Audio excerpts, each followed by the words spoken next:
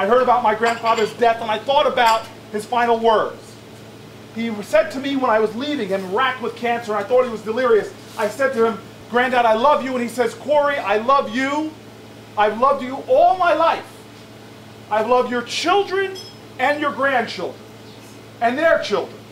And I thought he was just confused. That the delirium of cancer was making him mistake me for maybe one of my other cousins who already had children, or my aunt who had grandchildren.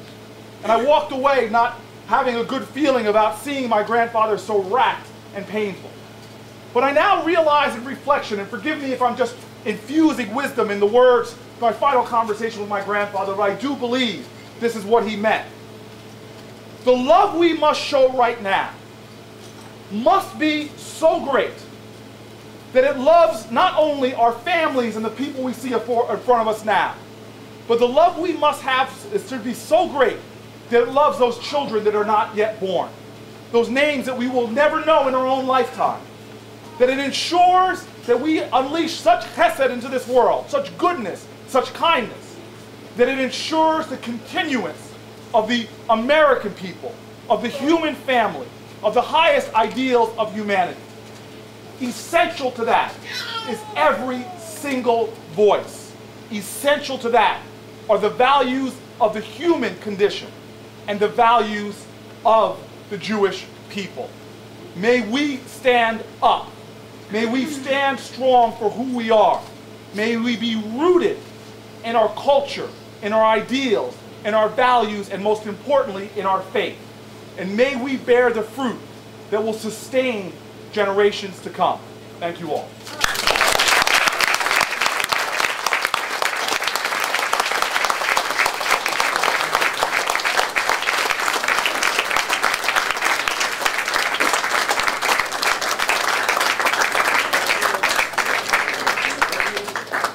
Well, my friends, just before I turn over to our very last speaker, who's going to speak for just 2 minutes, you know, there's not much I can add to that.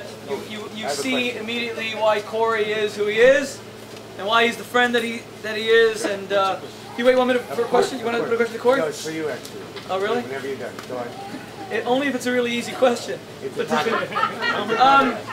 of all, let me just reiterate how grateful I am to the Torrens and to their children for being the hospitable people they are. Ed, you're a beautiful human being. And, thank you.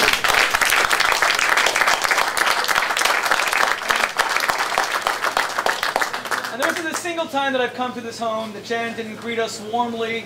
And she doesn't just come to you to greet you at the door. She sends all the dogs out to greet you as well. So the mishpacha comes, and it's a very, very warm welcome. And really, you know, you guys are very special people, and it's such an honor and a blessing to have you here in Englewood. Our final speaker, and then I'm happy to take any question or any questions we have time for. Sarah Berman is one of my closest friends. She's also the chairperson of our programming committee. Sarah's father is Michael Steinhardt, the world-renowned Jewish philanthropist who is the founder of Birthright Israel. And Sarah really is very busy with many, many philanthropies. If you read in the New York Times last week, you'll know that she's starting the first Hebrew charter school in New York. It was a very big story. But amidst that, she gives us a huge amount of her time. She just had her 5th baby, who's on display. And that's it, that's good. And we're privileged, and Sarah, and most importantly, Sarah is the parenting columnist for the New York Sun. And it's really people like that. It's not just religious Jews, and it's not just Jews, it's people like Cory, it's non-Jews. The fact is that Judaism has unique values that were meant to be universal. And what we're trying to do is get people to embrace them and teach them and stand up for them. And someone like Sarah, you know, Sarah's father, who's probably the world's best-known Jewish philanthropist, is a self-proclaimed atheist.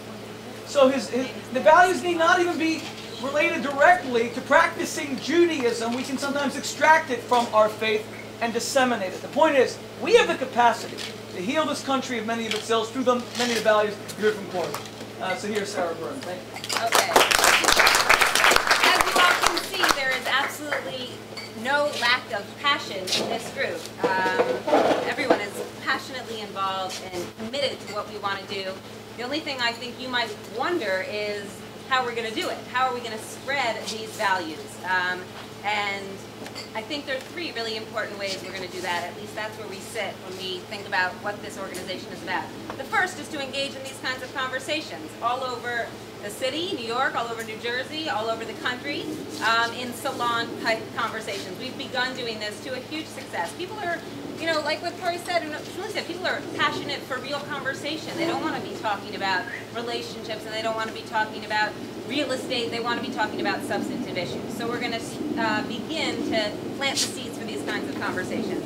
The second idea is one that Shmuley's had for a long time, which is to launch a national campaign of making Friday night a family night, where people spend time together, where people begin to talk. We want everyone across the country to do this, not just Jews, but that this is something that the entire country can benefit from, and certainly families can benefit from. And the third important idea that Jewish Values Network is really excited about is creating a really elite, exciting Peace Corps type group of people to go out across campuses, across the country, and create people that are passionate about these ideals, who hold these kinds of conversations over dinner, who speak to people, who help families, who make this a real practical way of spreading our values, and to do it so that people would study for a year and actually have a stipend where they would study, and that they might produce something, either a book or a short film or something that would help spread the ideas through media, through news, through magazines. So it's not just that we have the passion, but we actually have concrete ideas. And with that, really what I'm up here doing, in case you didn't get the idea, is asking you to help us. And there are a huge range of abilities in this room. They're young and old and wealthy and not so wealthy, but I hope that everyone here will consider making a gift, because, as you might imagine, we're really concerned with having 100% support of the people who can see that these are really worthwhile ideas spreading. And whether that means writing a check for $500 or for $25,000 or for whatever you got, we would really appreciate it and hope that you'll consider helping us. And again, to the Terns, thank you, and stay and study and eat and enjoy.